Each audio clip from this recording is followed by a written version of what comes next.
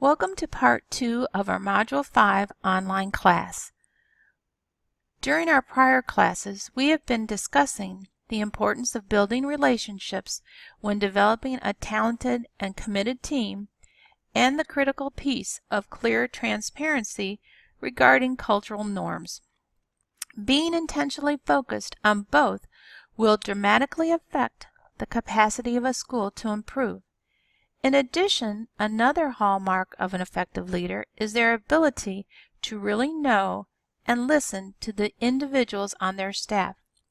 The following discussion will share the research of scholar Everett Rogers as he studied the characteristics of individuals as they adopt change. Rogers' diffusion of innovations theory focuses on understanding the factors that can accelerate or inhibit the spread and adoption of a new idea within a school or community. A school leader needs to know how each individual will react at the first sign of change and how to provide full-on support. The leader should know who on your team is likely to jump on board immediately, who always asks for more information, and who will wait until the results are in or until it goes away. The existence of differences and how they are received is highly related to the positive culture within the building. A leader needs to understand that everyone on their team is uniquely different and maintain a professional respect for those who don't share the same approach or belief. With this in mind, let's examine further the characteristics of these potential adopters and shed light on how a leader can influence the rate and acceptance of change and adoption. According to Rogers, not everyone has the same motivation for adopting a new idea.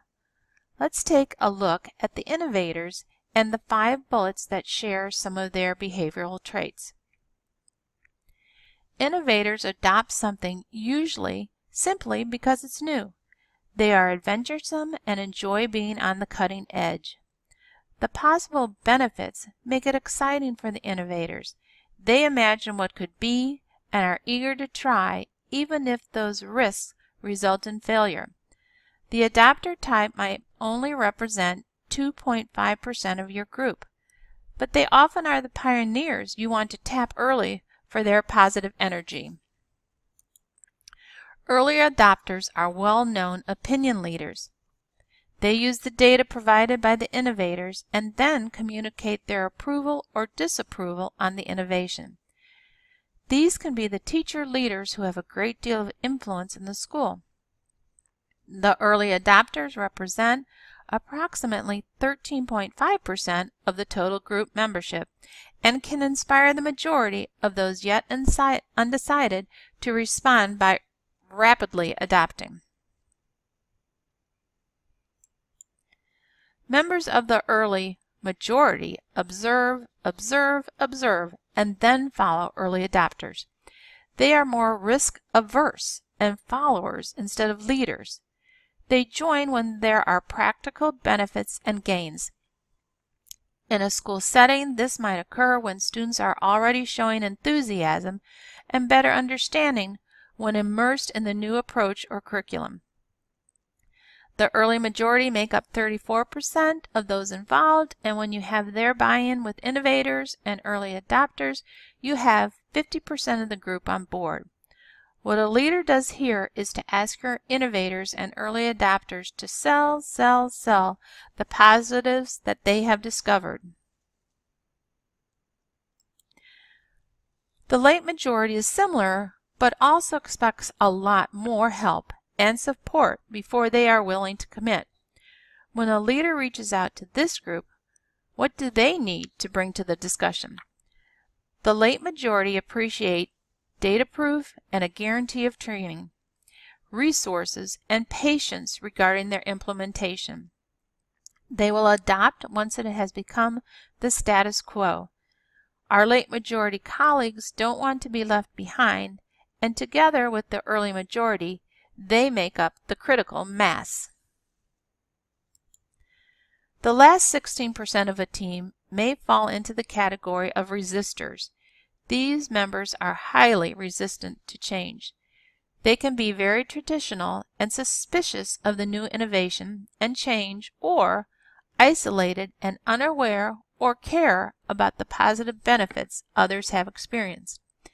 They will eventually join the adoption only when forced by peer pressure, as the other 80% have embraced the new initiative.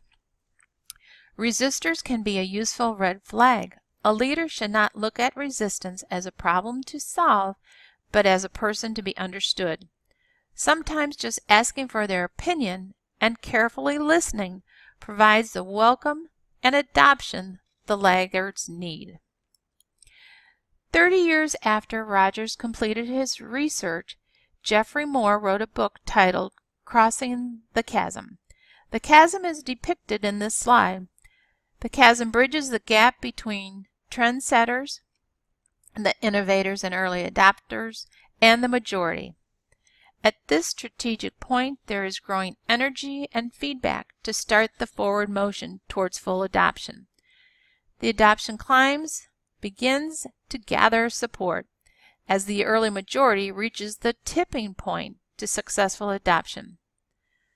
The most striking feature to observe is that our willingness to accept an innovation or change depends heavily on the decisions of our colleagues.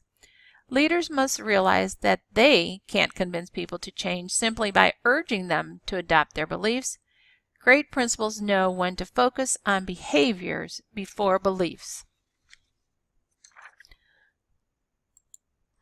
Please watch this video clip later that can be accessed on our Module 5 content page. This video is an additional resource on Rogers' theory, the diffusion of innovation, and the tipping point as to where a trend catches fire. Effective leaders understand these stages, recognize where people are in accepting change, and know how to help move them from denial to commitment. Everett Rogers' theory connects to the Pareto principle, researched by Vilfredo Pareto in 1935, that is shared early in our SMART handbook on pages 9 and 10. Pareto was interested in the topic of land ownership and social distribution of wealth. He discovered that 20% of the Italian people held 80% of the wealth. It is important to note how there is value in the theories from past reformers and how their wisdom reaches us today. All business analysts, farmers, restaurant owners, retail distributors, pharmaceutical reps, and educators relate these two theories to trends in their profession. So the question remains, how does a leader transform a toxic school culture? Should all stakeholders become aware of Pareto's 20% that matters and Rogers' 15 to 20% membership of innovators and early adopters that jump on board first and become the critical few? The trick seems to be, who are the 20% of teachers who are helping 80% of the time? Meet with them first. Who are the 20% of parents who do 80% of the volunteering? Or 20% of the students who do 80% of class discussion? Perhaps make a plan together with these critical few and watch their energy create a positive atmosphere that models the way for others.